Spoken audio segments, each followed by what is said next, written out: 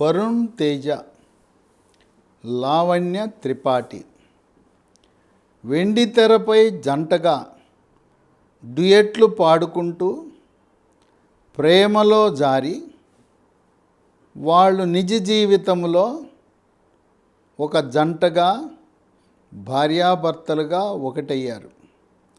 November 1న Italy దేశంలో అంగరంగ వైభవంగా ఈ జంటలిద్దరూ కూడా వివాహమాడారు.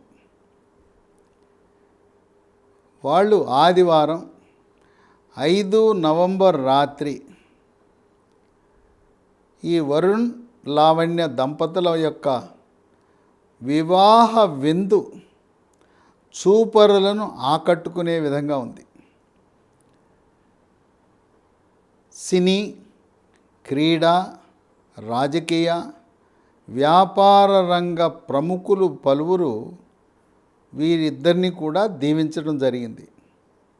వీరిలో megastar Chiranjeevi, power star Pawan Kalyan, Sai Teja, Niharika, Nagababu, Padmaja, Vaishnav Teja, Allu Arvind, ప్రముఖ నిర్మాత అశ్విని దత్, ప్రముఖ నటుడు మాజీ ఎంపీ మురళీమోహన్, నిర్మాత దిల్ రాజ్, ప్రముఖ నటుడు రాజేంద్ర ప్రసాద్, దర్శకేంద్రులు దర్శకత్వంలో మాకు మేమే సాటనే విధంగా ఉన్న జాతీయ అంతర్జాతీయ గుర్తింపు పొందిన సుకుమార్, బోయపాటి శ్రీను మరెంతమందో వచ్చి ఈ దంపతులిద్దరూ కూడా తోడు నీడగా కలకాలం వీళ్ళు ఆయురారోగ్య ఐశ్వర్యాలతో తొలతూగాలని దీవించారు. దాదాపు వారం రోజులు పవర్ స్టార్ పవన్ కళ్యాణ్ ఇటలీకి వెళ్ళటం వల్ల ఇక్కడ తెలంగాణ రాష్ట్రంలో బీజేపీ జనసేన పొత్తు వ్యవహారం కొంచెం వెనకబడింది. ఆయన లేని కారణం వల్ల నాదెళ్ల మనోహర్ కొంతవరకు నిర్ణయాలు తీసుకుని ఫోన్లో సంప్రదిస్తున్నా జనసేన ఏ నియోజకవర్గాల్లో పోటీ చేయాలి, అభ్యర్థుల ఎంపిక విషయంలో కొంత వెనుకంజలో ఉన్నారు.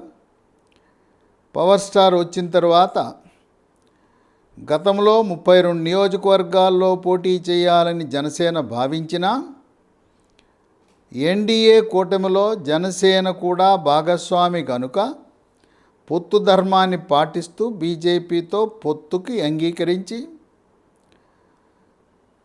మొదట్లో 11 నియోజకవర్గాలు 11 కానీ 12 కానీ పోటీ చేయాలని భావించిన ఇరు పార్టీల నాయకులు power star Pawan Kalyan, Nadendla Manohar, doctor Lakshman, Kishan Reddy, Etela Rajender, Bandi Sanjay వీరందరూ కూడా చర్చించుకుని దాదాపు 9 నియోజకవర్గాలు ఫైనలైజ్ చేసి ఒక నిర్ణయానికి వచ్చారు. 9లో 7 నియోజకవర్గాల గురించి స్పష్టత వచ్చింది. 7లో ఖమ్మం జిల్లాలో 4 నియోజకవర్గాల్లో పోటీ చేస్తూ ఉంది జనసేన.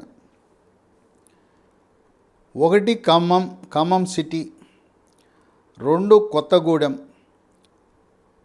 ఖమ్మం, కొత్తగూడెం 2 కూడా జనరల్ నియోజకవర్గాలు, ఎవరైనా పోటీ చేయొచ్చు. ఇక మరో 2 నియోజకవర్గాలు అశ్వారావుపేట, వైరా నియోజకవర్గాలు. ఈ 2 కూడా రిజర్వ్డ్ నియోజకవర్గాలు. 4 నియోజకవర్గాలని జనసేన పార్టీకి ఇవ్వటానికి సూత్రప్రాయంగా అంగీకారం కుదిరింది. ఉమ్మడి రంగారెడ్డి జిల్లాకు చెందిన కూకట్పల్లి నియోజకవర్గం నుంచి కూడా జనసేన పార్టీ పోటీ చేయబోతూ ఉంది. ఉమ్మడి నల్గొండ జిల్లాకు చెందిన కోదాడ అంటే ఆంధ్రప్రదేశ్ తెలంగాణ బోర్డరు సరిహద్దు నియోజకవర్గం. అక్కడ అధికంగా సీమాంధ్ర వాసులు ఉన్నారు. అలాగే తెలుగుదేశం పార్టీ, జనసేనకి అభిమానులు కూడా చాలా అధికంగా ఉన్నారు. ఉమ్మడి మహబూబ్ నగర్ జిల్లా నుంచి నాగర్ కర్నూలు నియోజకవర్గాన్ని ఎంపిక చేసుకున్నారు. ఈ విధంగా 7 నియోజకవర్గాలు ఒక నిర్ణయానికి వచ్చినా మరో 2 నియోజకవర్గాలు ఈరోజు నిర్ణయం తీసుకుని జాబితాని ప్రకటించి 9 నియోజకవర్గాలకి జనసేన పార్టీ అంగీకరించినట్టుగా సమాచారం వెలువడుతూ ఉంది. ప్రధానమంత్రి మోదీ 7 నవంబర్ హైదరాబాదులోని ఎల్బీ స్టేడియంలో బీసీ గర్జన అనే ఒక మహాసభ నిర్వహించబోతూ ఉన్నారు.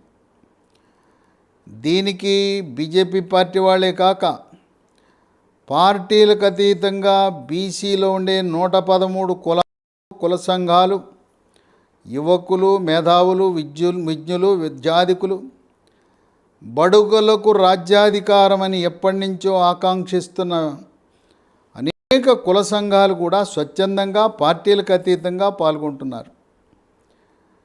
రాష్ట్రం ఏర్పడి 67 సంవత్సరాలైనా ఒక్కసారి కూడా బీసీ సామాజిక వర్గానికి ఒక్క అవకాశం కూడా లభించలా.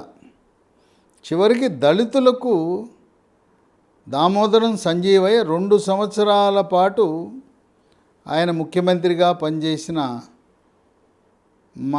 మనకు తెలిసిన విషయమే. సింహభాగం రెడ్డి సామాజిక వర్గం వాళ్ళు ఈ తెలుగు రాష్ట్రాలను పరిపాలించడం, రెడ్డి సామాజిక వర్గం తర్వాత కమ్మ, వెలమ, అతి తక్కువ శాతం ఉన్న వెలమ, వైశ్య, బ్రాహ్మణ సామాజిక వర్గం వాళ్ళు కూడా ప్రాతినిధ్యం వహించడం అనేది ముఖ్యమంత్రిగా ఒక విశేషం. అందువల్ల భారతీయ జనతా పార్టీ ఈరోజు ప్రధానమంత్రి బీసీ సామాజిక వర్గానికి చెందిన వ్యక్తి. ఆయన గానుగ సామాజిక వర్గానికి చెందిన వ్యక్తి. అందువల్లనే మొట్టమొదటిసారిగా భారతదేశానికి స్వాతంత్రం వచ్చి 77 ఏళ్ల తర్వాత మనం ఈ రోజున ప్రధానమంత్రి మోదీ క్యాబినెట్లో 27 మంది బీసీ సామాజిక వర్గానికి చెందిన కేంద్ర మంత్రులను చూడగలుగుతున్నాం. కాంగ్రెస్ పార్టీ ఎప్పుడూ కూడా బీసీలను నిర్లక్ష్యం చేసింది.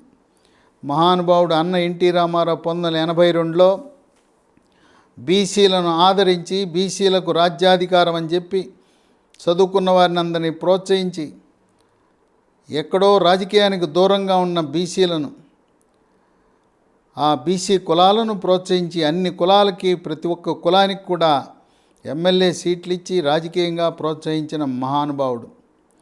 కాంగ్రెస్ పార్టీ ఎన్నడూ కూడా బీసీ సామాజిక వర్గాలను ప్రోత్సహించాల. భారతీయ జనతా పార్టీ జాతీయ నాయకత్వం తెలంగాణ రాష్ట్రంలో గెలిచిన తర్వాత బీసీ ముఖ్యమంత్రిని చేస్తామన్నారు. బీసీ ముఖ్యమంత్రి అంటే చెప్పకనే, పేరు ప్రకటించకపోయినా ఏ రాష్ట్రంలో లేని విధంగా ఎన్నికల నిర్వహణ కమిటీ చైర్మన్గా నియామకం జరిగిన ఈటెల రాజేందర్ ముఖ్యమంత్రి అవుతాడనేది విస్పష్టం. దాంట్లో ఎటువంటి భేదాభిప్రాయం లేదు. ఈటెల రాజేందర్కి విశేషమైన రాజకీయ అనుభవం. ఇప్పుడు గెలిస్తే 8 సార్లు గెలిచినట్లు అవుతుంది. ఇప్పుడు పరిస్థితి చూస్తుంటే గజ్వేల్లో కేసీఆర్ను కూడా ఓడించి ఒక చరిత్ర సృష్టించబోతున్నాడు ఈటెల రాజేందర్. పశ్చిమ బెంగాల్లో అక్కడ బీజేపీ పార్టీ తరపున బీజేపీ నాయకుడు సువేందు అధికారి ఏ విధంగా మమతా బెనర్జీని ఓడగొట్టాడో గజ్వేల్లో ఈటెల రాజేందర్ కేసీఆర్ని ఓడగొట్టబోతున్నాడనే సమాచారం ఉంది. ఈటెల రాజేందర్ 24 సంవత్సరాల రాజకీయ అనుభవం. టీఆర్ఎస్ బీఆర్ఎస్ పార్టీలో నంబర్ 2. 2014లో ప్రభుత్వం ఏర్పడిన తర్వాత ప్రభుత్వంలో నంబర్ 2గా ఉంటూ ఆర్థిక శాఖ మంత్రిగా, వైద్య ఆరోగ్య శాఖ మంత్రిగా సేవలను అందించి రాజకీయ పరంగా, పరిపాలనా పరంగా, సభా నిర్వహణలో ఎత్తులకు పై ఎత్తులు, వ్యూహాలకు ప్రతి వ్యూహాలు, ప్రతిపక్షాలను మట్టి కరిపించే విధంగా శాసనసభలో ఆయన వ్యవహరించే తీరు, వీటన్నిటినీ గమనించిన బీజేపీ జాతీయ నాయకత్వం ఈటెల రాజేందర్ని పేరు ప్రకటించకపోయినా ఆయనే అయ్యేది ముఖ్యమంత్రి అనేది అందరికీ తెలిసిన విషయమే. ఈ 7 నవంబరున ఎల్బీ స్టేడియం, లాల్ బహదూర్ స్టేడియంలో జరిగే సభకు పవర్ స్టార్ పవన్ కళ్యాణ్ కూడా ఆహ్వానించారు. ప్రధానమంత్రి మోదీ ప్రసంగించడానికి ముందుగా పవర్ స్టార్కు కూడా అవకాశం ఇస్తారు. తదుపరి నవంబర్ 11న మాదిగలు పెద్ద ఎత్తున మహాసభ నిర్వహిస్తున్నారు. మందకృష్ణ మాదిగ ఆయన ఆధ్వర్యంలో మాదిగలకు రిజర్వేషన్ కావాలి, ఎంఆర్పిఎస్ మాదిగ రిజర్వేషన్ పోరాట సమితి ఆధ్వర్యంలో ప్రధానమంత్రిని ఆహ్వానించి మాదిగలకు అన్యాయం జరుగుతూ ఉంది, ఆనాడు తెలుగుదేశం ప్రభుత్వంలో ఏ విధంగా ఎస్సీ వర్గీకరణ చేసి బీసీ వర్గీకరణ జరిగిన విధంగా ఎస్సీ వర్గీకరణ జరిగి సామాజిక న్యాయం కోసం వెనుకబాటుతనంలో ఉన్న, ఆర్థికంగా సామాజికంగా విద్యాపరంగా ఉద్యోగపరంగా వెనుకంజలో ఉన్న మాదిగలకు న్యాయం జరగటానికి ప్రధానమంత్రి నోటి నుంచి మాదిగలకు రిజర్వేషను లేదా ఎస్సీ వర్గీకరణ అనేది ప్రకటింపజేయాలనే సంకల్పంతో తెలంగాణ రాష్ట్ర బీజేపీ అడుగులు వేస్తూ ఉంది. ఇప్పటికే బీసీ ముఖ్యమంత్రిని ప్రకటించడం ద్వారా 35 మందికి బీజేపీ ఎమ్మెల్యే టిక్కెట్లు ఇవ్వబోతూ ఉంది. కేవలం 23కే పరిమితమైంది బీఆర్ఎస్ కాంగ్రెస్. ఆ విధంగా కూడా బీసీలకు అత్యధికంగా సీట్లు కేటాయించడం, 13 ఇప్పటికే కేటాయించారు. మహిళలకు పెద్దపీట వేశారు. బీఆర్ఎస్ కాంగ్రెస్ కేవలం 7 మందికే సీట్లు ఇచ్చి ఆ విధంగా ఓటర్లలో సగభాగం ఉన్న మహిళలకు కూడా అన్యాయం చేశారని మహిళలు వాపోతున్నారు. ఈ బీసీ గర్జన ద్వారా, అలాగే మాదిగ మహాసభ ద్వారా దళితుల్లో 60%, తెలంగాణలో 60% మాదిగలు ఉన్నారు. మాదిగలు బీసీలందరూ పార్టీలకు అతీతంగా భారతీయ జనతా పార్టీని ఆదరించి డబుల్ ఇంజిన్ సర్కార్ ఒక్క ఛాన్స్ ఇచ్చి చూద్దామనే ఆలోచనలో ఉన్నారు.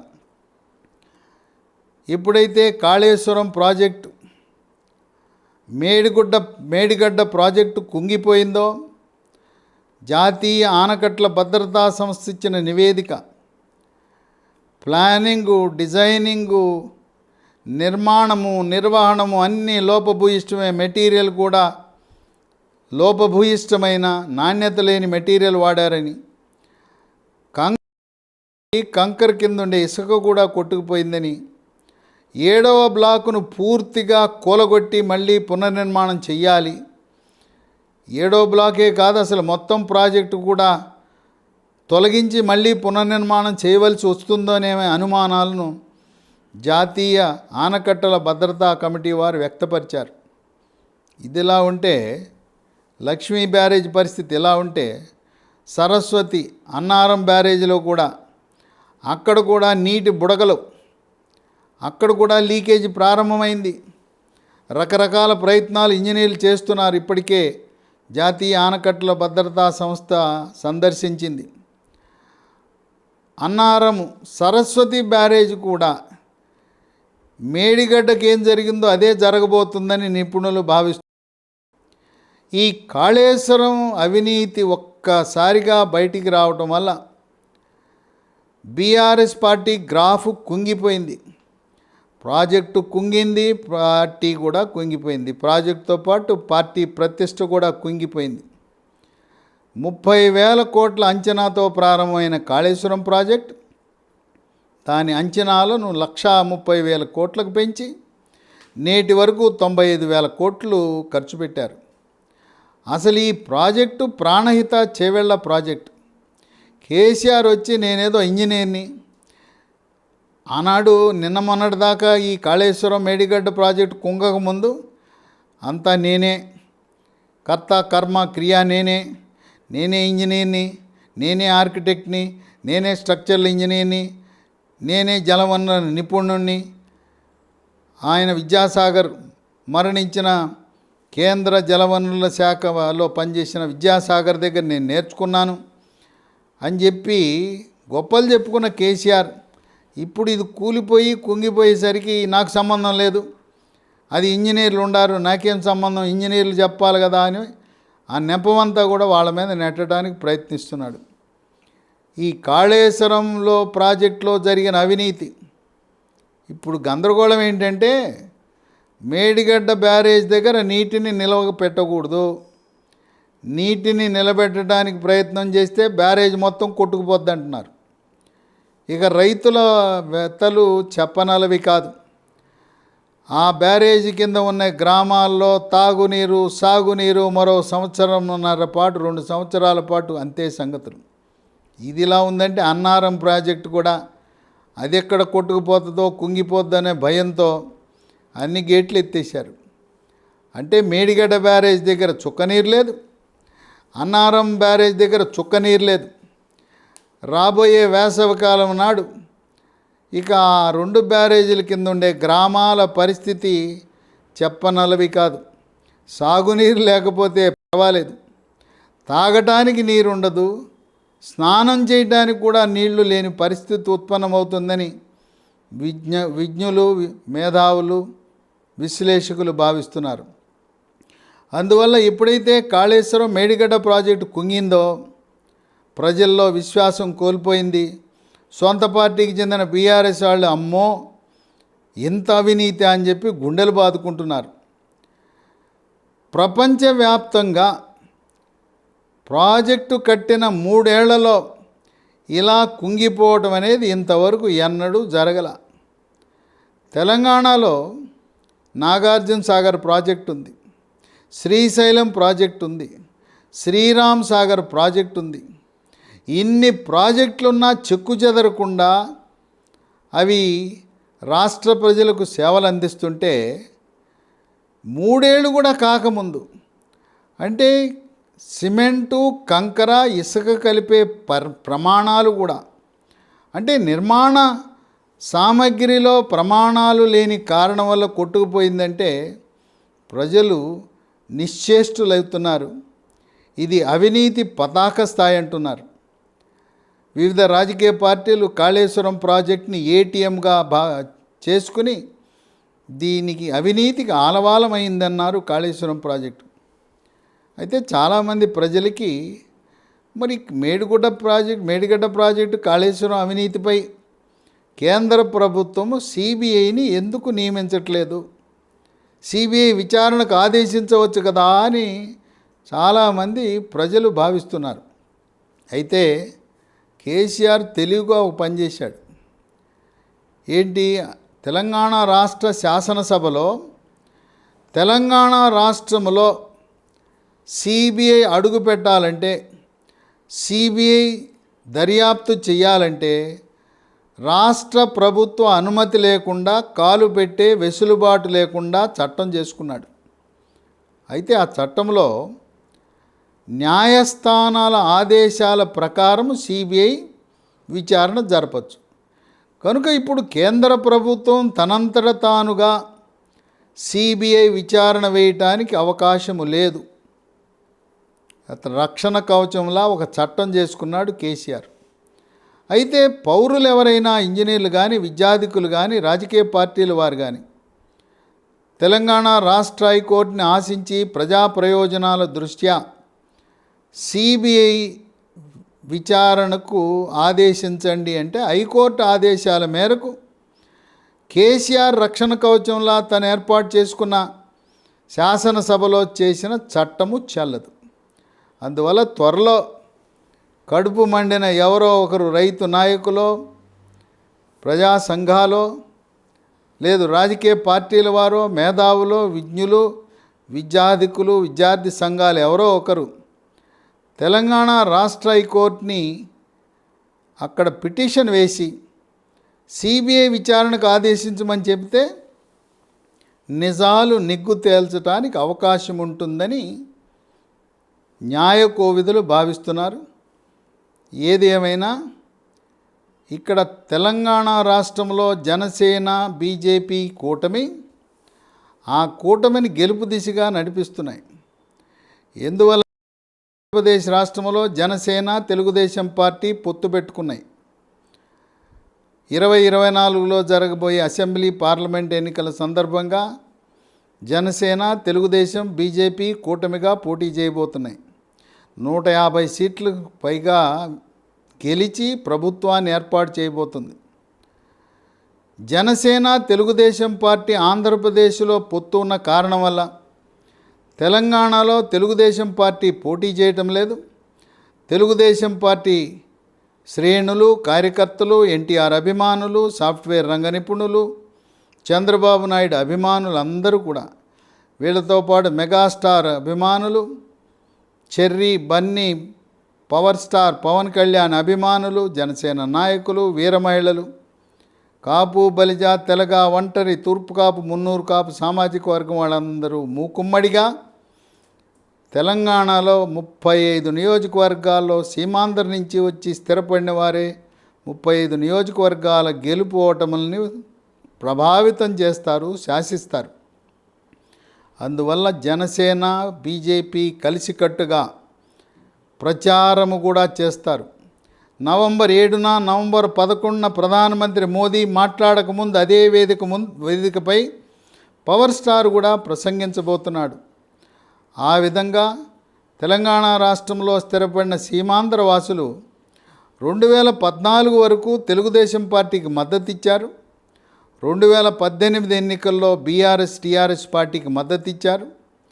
23 నవంబర్ 30న జరుగుతున్న ఎన్నికలలో తెలంగాణ రాష్ట్రంలో స్థిరపడిన సీమాంధ్ర వాసులు, జనసేన పార్టీ, మెగాస్టార్ అభిమానులు, కమ్మ సామాజిక వర్గం వారు వీళ్ళందరూ కూడా మూకుమ్మడిగా ఒకే మాట, ఒకే బాట, ఒకే నినాదం కింద భారతీయ జనతా పార్టీ జనసేన కూటమిని మద్దతు ఇవ్వటం వల్ల భారతీయ జనతా పార్టీ అధికార దిశగా అడుగులు వేస్తూ ఉంది. బీజేపీ గెలిస్తే బీసీ ముఖ్యమంత్రి ఈటెల రాజేందర్, కాంగ్రెస్ పార్టీ గెలిస్తే రెడ్డి సామాజిక వర్గం వాళ్ళు ముఖ్యమంత్రి. ఇప్పుడే పోటీ పడుతున్నారు. అక్కడ జానారెడ్డి, ఉత్తమ్ కుమార్ రెడ్డి, రేవంత్ రెడ్డి, కోమటిరెడ్డి వెంకటరెడ్డి, జగ్గారెడ్డి మేమంటే మేము ముఖ్యమంత్రి అభ్యర్థులను ప్రకటించుకుంటూ ఉన్నారు. ఇక బీఆర్ఎస్ పార్టీ అధికారంలోకి వస్తే వెలమ సామాజిక వర్గం వాళ్ళు ముఖ్యమంత్రి, కేసీఆర్ ఈసారి యువరాజు, కేటీఆర్కి పట్టాభిషేకం చేయాలని ఉన్నాడు. కనుక తెలంగాణలో 60% ఉండి 1,60,00,000 మంది ఉన్న బీసీ సామాజిక వర్గం యొక్క ఆకాంక్ష ఒక్కసారి బీజేపీ కమలం పార్టీకి అవకాశం ఇవ్వటం ద్వారా బీసీ ముఖ్యమంత్రిని మనం ఎప్పుడూ పల్లకీలు మొయ్యటమేనా, పల్లకీలో కూర్చునే అవకాశం ఇవ్వరా? 82% ఉన్న బీసీ, ఎస్సీ, ఎస్టీ మైనారిటీలను కాదని 18% మాత్రమే ఉన్న ఇతర కులాల వాళ్ళు 18 సార్లు ముఖ్యమంత్రి స్థానాన్ని, ఆ పీఠాన్ని వాళ్ళు కైవసం చేసుకున్నారే. మనం సంఖ్యాబలాన్ని బట్టి మనమందరం జాగృతమై బీసీలందరూ కూడా ఒక్కసారి ఒక్క ఛాన్స్ బీజేపీ అనే విధంగా ఒక్కసారి ఒక్క ఛాన్స్ బీసీలకు అవకాశం ఇవ్వండి, పార్టీలను పక్కన పెట్టి కులమే ప్రామాణికంగా బీసీ సామాజిక వర్గం వాళ్ళు ముందుకు అడుగు వేస్తున్నారు. కాంగ్రెస్ పార్టీ గెలిస్తే వాళ్ళ పార్టీలో ఉంటారని అమ్ముడు పోననే నమ్మకం ఏమీ లేదు. కేసీఆర్కి అమ్ముడు పోతారు. ఏ కేసీఆర్ని అయితే గద్దెను దింపాలనుకుంటున్నామో అటువంటి కేసీఆర్కి అమ్ముడు పోతారు. కనుక కాంగ్రెస్ పార్టీ వాళ్ళంటే అమ్ముడు పోయే పార్టీ. 2018లో 19 మంది గెలిస్తే 12 మంది కాంగ్రెస్ ఎమ్మెల్యేలు సంతలో పశువుల్లో అమ్ముడు పోయారు. ఇప్పుడు కూడా మళ్ళీ 23లో అదే బాటలో అమ్ముడు పోతారనే భయం, ఆందోళన తెలంగాణ ఓటర్లను వేధిస్తోంది. 2014లో మేమే తెలంగాణ ఛాంపియన్లము, తెలంగాణ రాష్ట్రాన్ని ఇచ్చింది మేమంటే తెలంగాణ ప్రజలు కాంగ్రెస్ పార్టీకి ఇచ్చిన సీట్లు ఏంటంటే 21. 2018లో ప్రభుత్వ వ్యతిరేక ఓటు చీలకూడదని అన్ని పార్టీలు కలిసి పోటీ చేసినాయి. CPI, CPM, TJS, Telugu Desam, Congress అన్నీ కలిసి పోటీ చేసినా 2014లో టీఆర్ఎస్కి 63 వస్తే 2018లో 88 సీట్లు వచ్చినాయి. ఇక ఇప్పుడు సిపిఎం పార్టీ వేరు కుంపడి పెట్టుకుంది. సిపిఎం పార్టీ నల్గొండ, ఖమ్మం జిల్లాలో కాంగ్రెస్ పార్టీ ఓటు బ్యాంకును దెబ్బతీయబోతూ ఉంది. అట్లాగే ఖమ్మం జిల్లాలో 4 సీట్లలో పోటీ చేస్తున్న జనసేన ప్రభావం వల్ల కాంగ్రెస్ పార్టీ ఓటు బ్యాంకు గల్లంతయ్యే అవకాశం ఉంది. అందువల్ల రాష్ట్ర వ్యాప్తంగా ఎక్కడ చూసినా నిశ్శబ్ద తరంగం, సైలెంట్ వేవ్, బీసీ వేవ్. ఒక్క ఛాన్స్ అంటున్న బీజేపీ, ఒక్కసారి బీసీ ముఖ్యమంత్రి ఈటెల రాజేందర్ ముఖ్యమంత్రి అని బీసీలందరూ సంఘటితంగా చాప కింద నీరులా వాళ్ళు చేస్తున్న ప్రయత్నాలు ఫలించి Bharatiya Janata party సంకల్పమైన double engine సర్కార్, కేంద్రంలో 3వసారి ముఖ్యమంత్రిగా మోదీ, తెలంగాణ రాష్ట్రంలో కమలం పార్టీ ఈటెల రాజేందర్ ముఖ్యమంత్రిగా అభివృద్ధి బాటలో పయనించే విధంగా, ఓటర్లను ఆకర్షించే విధంగా భారతీయ జనతా పార్టీ ప్రణాళిక రచించుకుని ముందుకు సాగుతుందని విశ్లేషకులు భావిస్తున్నారు.